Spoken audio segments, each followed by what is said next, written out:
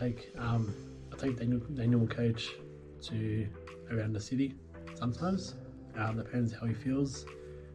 We also do a couple of activities during the day. We play video games together. Usually go, like today we played bowling, which he enjoyed. We usually get food here and there when he wants.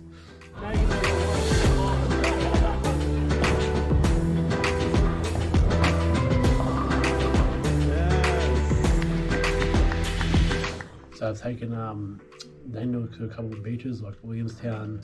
We've been to St Kilda, which he enjoys being outside.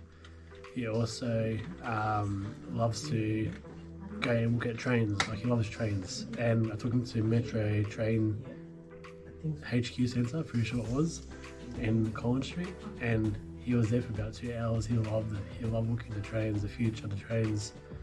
That's what he loves. And yeah, he enjoys it so much. Just being outside, an environment outside, meeting different people that during the day.